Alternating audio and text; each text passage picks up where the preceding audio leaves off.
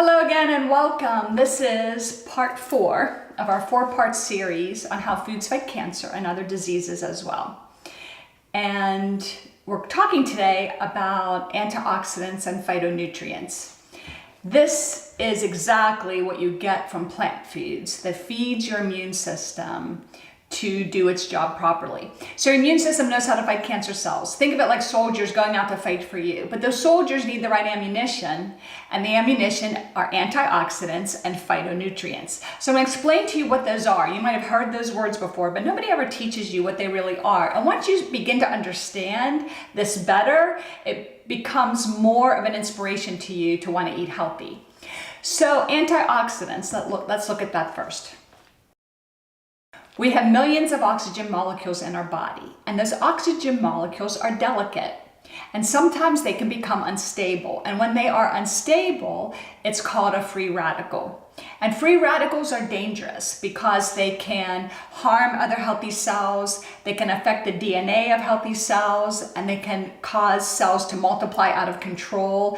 And this is often the beginning of cancer cell growth. So we have these oxygen molecules that are delicate and become unstable and become free radicals. We need to eat antioxidants, which means anti-oxygen free radical, to help your immune system fight and eliminate those free radicals and protect you. So that is what the word antioxidant means. And what I like to do is very simply say, you want to eat a wide variety of colorful fruits and vegetables. Because when you eat the color of the rainbow, then you're getting a wide variety of antioxidants from the various fruits and vegetables that we eat. So what are some examples? Let's look at this. I love to mention, first of all, beta carotene. Beta carotene is a powerful antioxidant that you may know comes from foods like carrots, and it comes from other gold and yellow fruits and vegetables like yams and peaches and apricots. But it also comes from green leafy vegetables. Green leafy vegetables are very rich with beta carotene. And the way we know this is, in the fall when the leaves turn orange, yellow, and red, they're not turning orange, yellow, and red, they are orange, yellow, and red. What they lose is the green chlorophyll that protects the leaves during the hot summer months. So green leaves actually are rich with beta carotene. But when you eat something with beta carotene, what it does is it surrounds every cell membrane of your body and protects it from free radical damage. Isn't that amazing? You eat a carrot and the beta carotene protects every cell membrane. That is so powerful. And now that might make you realize I need to eat foods with those colors. It's incredible. Another antioxidant is vitamin C. We think of vitamin C as being really powerful to help boost our immune system to fight the cold and flu season, but vitamin C also helps your body fight cancer. When you eat something with vitamin C, such as strawberries, sweet peppers, citrus fruits, and others, then what it does is it protects the watery area of your blood and inside the cell. So each antioxidant has different powerful benefits to your body, and that's why you want to eat a wide variety. Other foods to consider are foods that are rich with phytonutrients, and phyto is P-H-Y-T-O, or plant nutrient. So when we think of phytonutrients, they only come from plants. And this is where Mother Nature is giving you exactly what your body needs to fight disease. And of course, it's from plants. So the biggest example are garlic and onions. I've mentioned previously. Garlic is like the #1 cancer-fighting food. Garlic and onions are from the allium family of vegetables, and they're rich with allicin, which is the phytonutrient that helps your body fight disease. Second in line to the allium family of vegetables are cruciferous vegetables like broccoli, cauliflower, kale, collard greens, bok choy, Brussels sprouts, cabbages. These are like #2 in line for helping your body fight disease. As a matter of fact, broccoli has a phytonutrient called sulforaphane, and sulforaphane has been found in studies to be very powerful for helping your body fight cancer. As a matter of fact, I believe it was Johns Hopkins University found that sulforaphane in broccoli was even helping to fight skin cancer. So we think skin cancer doesn't have anything to do with food. Well, guess what? Everything you feed your body supports your immune system to fight the disease. So, amazing foods that help your body. Other examples of these antioxidants and phytonutrients are things like lycopene, which comes from tomatoes or watermelon. Wonderful. And yes, research has shown that when you cook your tomatoes, the lycopene becomes more bioavailable or available to your body. But what they don't talk about, there's 2 other nutrients in tomatoes that you lose when you cook tomatoes. So I recommend that people eat some cooked and some raw. Another one would be resveratrol, which comes from red grapes. You hear often, oh, it's good to have a glass of red wine. It's good for you. Well, what they're talking about is the resveratrol, which comes from red grapes. The problem with alcohol is it's not good for your liver, and there's other sugars and preservatives that are added to wine often, and that's not ideal for your body. So I suggest eat red grapes or juice red grapes. Wonderful for you. So these are examples of the amazing benefits that you get from colorful fruits and vegetables to help your body fight disease. So what are some good recipes to bring on these great antioxidants? Of course, everything we've been teaching you on this website is recipes that are filled with a wide variety of plant foods that are rich with antioxidants and phytonutrients. This is the reason why you need to be eating plant foods, and as many as possible, to give your body every opportunity to fight disease. But one of the things I love to do, and this is a recipe I was inspired by the Physicians Committee for Responsible Medicine, but I made some tweaks to their dressing that they use, and I think this is a little bit better yet for you. We're gonna do a raw broccoli salad, and that might not sound very appealing, but let me tell you, this salad is so delicious, and even children love it because it's really fun. It's a fun salad and has lots of flavor. So we've got some broccoli that I chopped up nice and small. I even took the outer parts of the stem off and chopped that up because it's also edible, and it's really crunchy and juicy and delicious. And we're gonna add here to the bowl some wonderful shredded carrots, rich with beta carotene. As you know, we already got the sulforaphane and other wonderful things from the broccoli. We're gonna add some chopped up spring onions, wonderful member of the allium family of vegetables to help our bodies fight cancer and disease. Then we're gonna add raisins and cranberries. I've got some dried cherries here. This is one of the ingredients that also makes it really fun for children to eat. And you're gonna have a combination of like sweet and salty, which makes this salad so fabulous. Now you can do like a vegan mayonnaise and add some other ingredients. You'll see that option of the recipe on our website.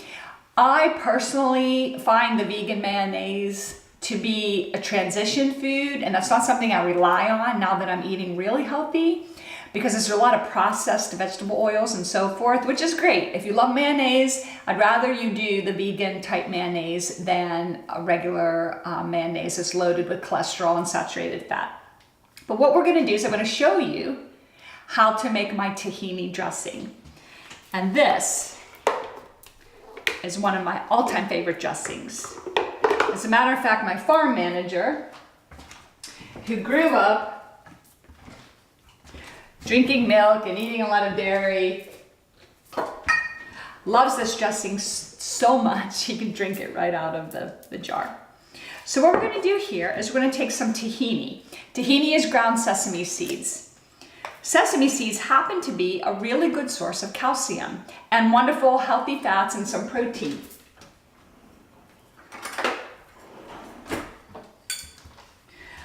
So I'm going to take, and of course this recipe is on our website, a 1/4 cup of tahini. And you can buy tahini any grocery store. Sometimes this comes out of a can, sometimes a jar, sometimes a plastic container like this. And you can also find a raw tahini. I see that at some health food stores and also online, where the sesame seeds aren't even heated at all. And that I really like to do too. It's a little bit more expensive. So we're gonna put tahini in my little food processor here. You can add garlic to this recipe too. As a matter of fact, the recipe on the website does include garlic, and of course garlic is so powerful for fighting cancer. the recipe calls for 2 tablespoons of oil. Now, I often use an olive oil. The recipe also says you can use a flax oil. So today I'm going to use flax oil. Flax is a wonderful anti-inflammatory because it's high in omega-3 fats. And I love to also use flaxseed in my diet. The lignans in flaxseed has been found to fight breast and prostate cancer. So amazing. But since, as you know, I myself have autoimmune disease, I like to get anti-inflammatories into my body as often as possible. So we're going to use flax oil today on this. And then we're going to add some lemon juice. I love to get fresh lemon, cut it, get the juice out. And we're going to add 2 to 3 tablespoons of the lemon juice, depending on your taste. I like a little bit extra lemon myself.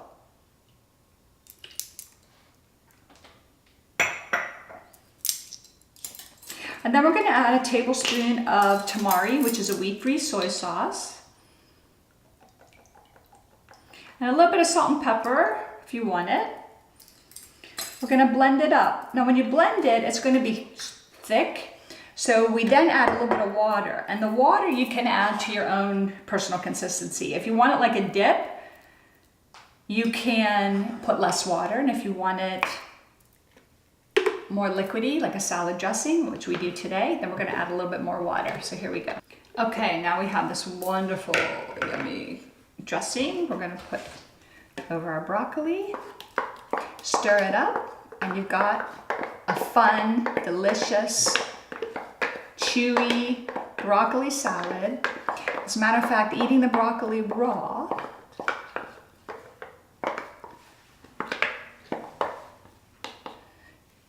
is better for you than having it cooked, actually. It's still good for you cooked, but studies have shown that raw broccoli has more antioxidants. Or if you're going to cook it, you want to cook it very lightly. Try not to overcook your cruciferous vegetables.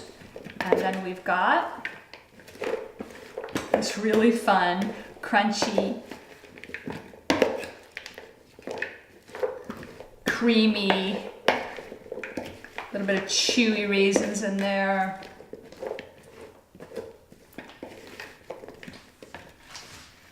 Fun, awesome, healthy broccoli salad.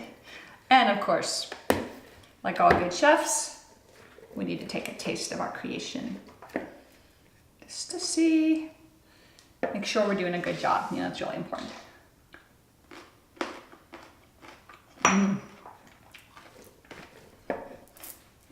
Awesome. Okay, you've hopefully watched our videos on meat and dairy alternatives and how foods fight cancer, and I always give people other options away from dairy or animal dairy and to still experience creamy, decadent foods that are healthy for them. And so this is my wonderful cashew whipped cream that I developed because I love summer berries. I could live on summer berries in the summertime. They're just so rich with antioxidants. Remember we taught you about that? And look, all the color. Amazing, delicious just by itself. But if you want to have some fun, it'd be really nice to have some whipped cream on top. So we're going to do this with 0 hormone, 0 cholesterol foods such as cashews. You can also use macadamia nuts or anything, maybe like a blanched almond to make a creamy, sort of whitish whipped cream type look. So what I did is I soaked my cashews for at least an hour in water. And we're going to drain them, and I'm going to rinse them too. In the raw food way of eating, soaking and rinsing nuts is a common thing to do.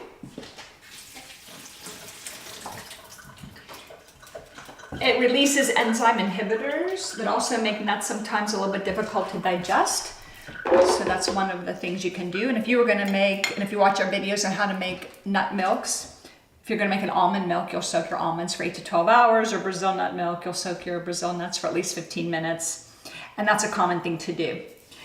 With this, we are going to add some soaked dates. So I have dates soaking in water, and this is gonna make it sweet and yummy. And the dates get nice and soft and gooey when they've been soaking in water. And this is how we're sweetening our whipped cream instead of using a simple sugar. This is a whole food. It has fiber, it has nutrients, iron, processes through your liver completely differently when you eat a whole food that's sweet than a simple sugar, which is really important when we're dealing with cancer and other illnesses as well.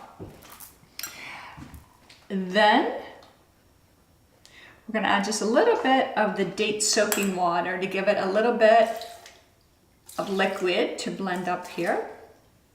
And I'm going to add a couple teaspoons of vanilla. Nice, good, real organic vanilla. And thank goodness for Vitamix and their blender that comes with a hole in the lid and this tamper, because we're going to need to turn these cashews into whipped cream.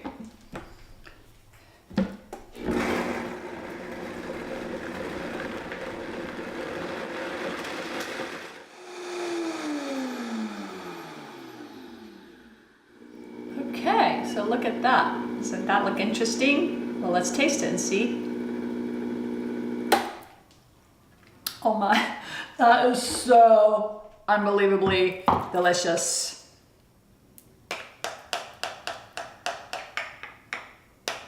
Nathan, you're gonna have to try this one. This is so good. You know, the non-dairy whipped cream at the store is even worse for you. It's loaded with hydrogenated fats and high fructose corn syrup. It's a disaster for your health. This is perfect for your health and perfect for your mood and emotions because it makes you so happy to have fresh berries with cashew whipped cream. And as always, I get to taste it. You want to taste? Nathan can't sit behind the camera all day and not get to eat some of these great foods. You can use a spoon if you want. Oh, I got it. Very good. Good. You can have the rest. I'm gonna. That's your dessert. That's good. Thank you. Have a wonderful day.